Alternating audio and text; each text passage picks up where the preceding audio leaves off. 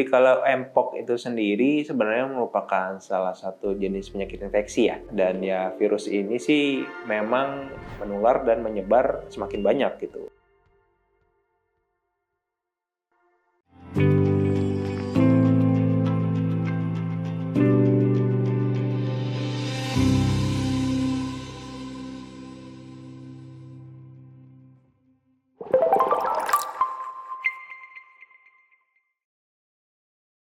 Halo Indonesia, halo sahabat Indrayana. Welcome back again di podcast sahabat Indrayana dengan topik kali ini yang sangat masih hangat diperbincangkan oleh anak muda dan milenial yang di luar sana tentang Mpox atau yang dikenal dengan monkeypox.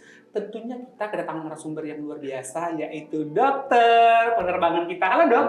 Halo Mas. Disapa dulu nih dokter pasien-pasien kita ataupun sahabat Indrayana. Silakan dok.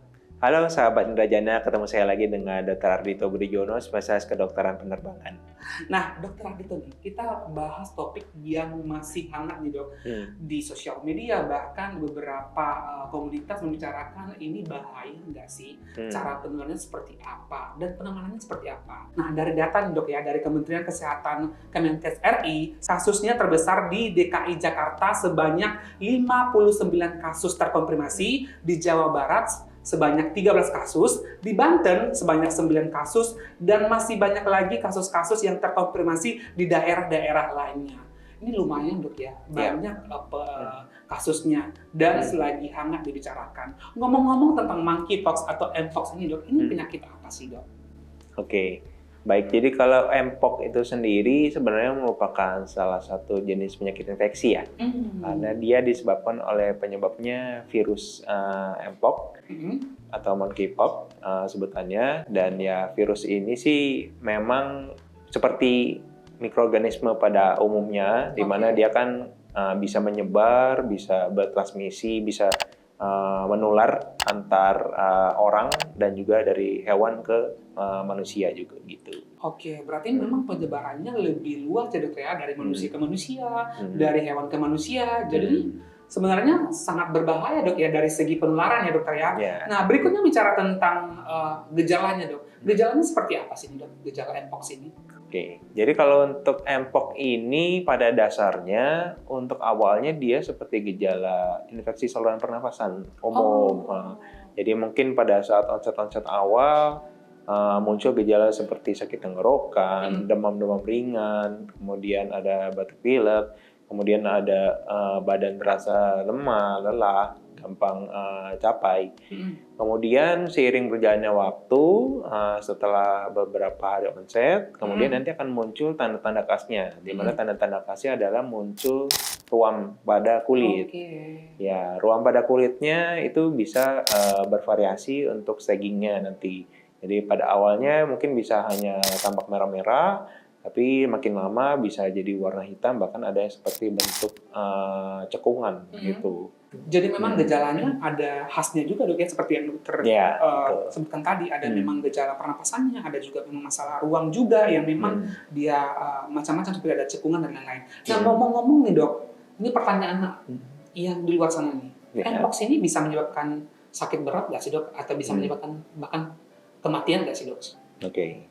Baik, kalau untuk Mpox ini sendiri sebenarnya sih yang bermasalah adalah kalau misalkan penyakit ini mengenai orang-orang dengan kondisi medis tertentu. Misalkan contohnya dengan orang-orang dengan HIV/AIDS, ya, atau mungkin orang-orang yang baru menjalani radioterapi atau kemoterapi karena pengobatan kanker dan sebagainya.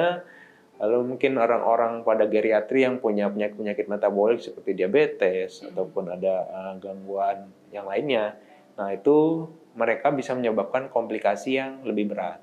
Oke, jadi memang kalau bicara tentang bisa menyebabkan masalah berat ataupun bisa meninggal tergantung pada kondisi pasien yang penyerta juga dokter ya. Kalau dokter sebutkan tadi seperti kasus-kasus pasien yang dengan HIV, imunitas, pasien yang memang lagi menjalani kemoterapi ini juga akan menyebabkan gejala yang sangat berat ya dokter ya.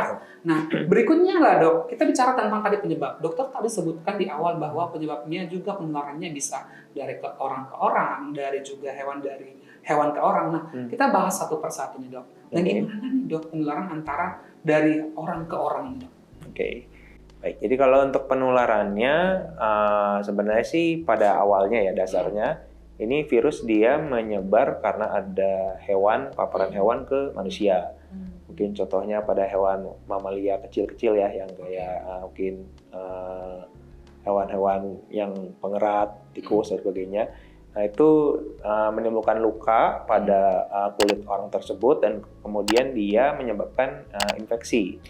Nah, kemudian yang membuat penyakit ini semakin menyebar adalah karena antar manusia, antar orang dia bisa menular juga.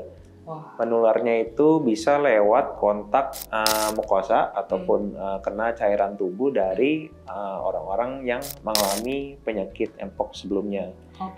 Makanya yang paling tinggi itu kemungkinan transmisinya adalah dari hubungan seksual. Jadi memang harus dijaga ya dokter ya.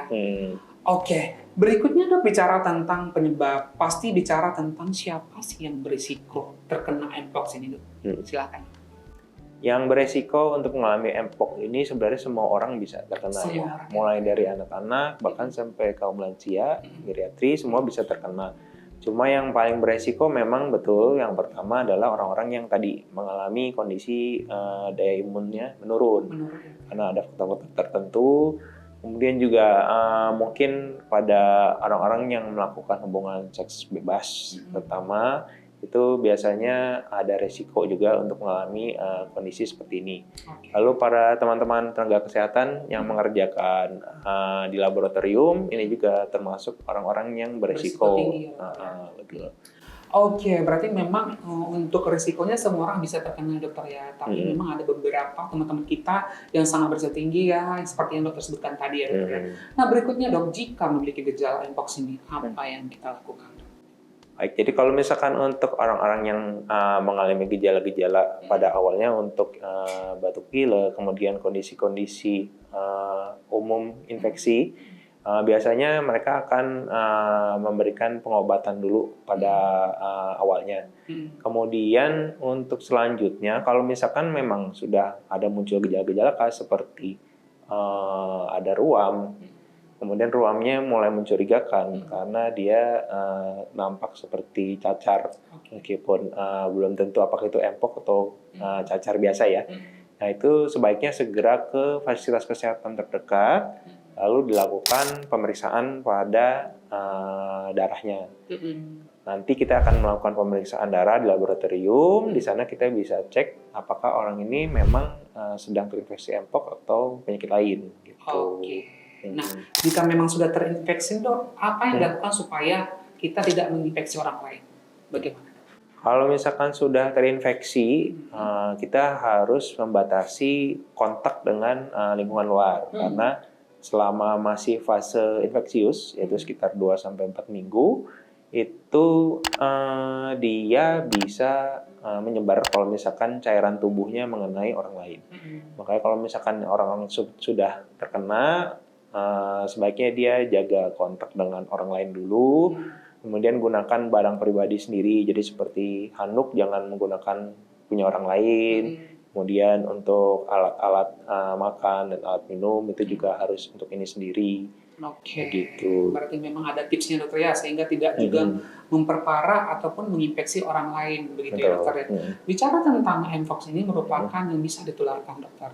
Adakah vaksin yang bisa dilakukan untuk mencegah ataupun vaksin khusus untuk mpox ini? Untuk saat ini, untuk kondisi vaksinasi sebenarnya untuk yang spesifik khusus mpox itu belum ada ya. Jadi memang sementara yang dianjurkan dari WHO untuk vaksinasi untuk mpox ini bisa menggunakan vaksin varicella atau vaksin cacar. Di mana memang dia tidak 100% memberikan perlindungan, tapi dia terbukti memberikan perlindungan cukup untuk mencegah supaya orang-orang itu tidak terkena mpox ini. Memang ada vaksin yang bisa dilakukan, tapi memang nggak khusus ya dokter ya. Betul. Nah, berikutnya bicara tentang pengobatan nih dokter. Apa yang dilakukan jika memang sudah diagnosa mengalami mpox ini? Jadi kalau untuk pengobatannya sendiri, karena dia merupakan penyakit infeksi virus, pada dasarnya untuk pengobatannya hanya suportif atau simptomatik. Nah, kemudian pada kasus-kasus tertentu memang ada yang kondisinya memburuk, di mana terjadi komplikasi seperti infeksi paru-paru ataupun ada infeksi hingga ke otak. Nah, itu kadangkala kita membutuhkan bantuan obat antivirus. Oke. Gitu. Tapi tetap saja untuk antivirus itu harus diberikan oleh dokter yang ahli dalam bidangnya. Oke. Nah, kita bicara tentang vaksin juga tadi. Nah, kita nggak mau terkena nih dok ya, terkena mpox, karena saya lihat dan kita lihat ternyata gejalanya juga cukup parah jika terkena pada pasien-pasien yang gangguan imunitas ya dok ya. Nah, apa yang mungkin bisa kita lakukan supaya bisa mencegah mpox ini dok? Silakan. Jadi untuk orang-orang yang sedang mengalami kondisi tertentu, terutama mungkin dari sahabat-sahabat di sini yang sudah memiliki penyakit kronis, itu memang kita harus untuk saat ini mencoba untuk menjaga higien pribadi masing-masing. Jadi mungkin mirip seperti dulu yang pernah disarankan dari pemerintah waktu zaman COVID, yaitu yang pertama seperti rajin mencuci tangan, terutama saat sedang di luar. Kemudian gunakan juga masker, karena masker itu memang penyakit ini tidak menyebar lewat udara, tapi mencegah supaya kita jangan terlalu banyak memegang area wajah. Itu. Kemudian juga tadi mungkin orang-orang yang sudah memiliki penyakit kronis sebaiknya kalau misalkan penyakitnya terkontrol itu akan lebih baik, karena kalau misalkan penyakit kronisnya tidak terkontrol biasanya daya tahan tubuhnya akan terpengaruh juga. Oke. Kesimpulan dok mengenai mpox ini silakan. Baik. Jadi kesimpulannya untuk mpox ini merupakan suatu kondisi endemis ya untuk saat ini, karena dia memang penyakit yang hilang timbul, pernah meningkat, kemudian turun meningkat dan turun lagi, dan memang saat ini sudah dianggap sebagai kejadian outbreak atau luar biasa oleh WHO. Untuk kasusnya sendiri memang kalau kita bandingkan dengan COVID tidak sejauh sebesar dari COVID ya, tapi tetap perlu waspada untuk penyebarannya, jangan sampai kita lengah sampai mpox ini menular dan menyebar semakin banyak gitu. Oleh karena itu sesuai tadi yang saran yang saya berikan, tetap jaga kebersihan, higien, dan lakukan perlindungan pada diri. Nah itu harus jangan sampai dilupakan. Oke, terima kasih Dr. Adito. Waspada mpox dengan melakukan hidup sehat, begitu ya dokter, yang mungkin jika saya kesimpulkan. Nah, untuk sahabat Indrayana, untuk mendukung kami, tetap mendukung kami melalui like, share, dan komen video-video yang telah kita tayangkan. Dokter, terima kasih. Untuk hari ini kita telah mengedukasi dan juga memberikan informasi update mengenai mpox ini untuk sahabat Indrayana. Semoga informasi ini bisa bermanfaat untuk sahabat Indrayana di rumah. Sampai jumpa. Salam.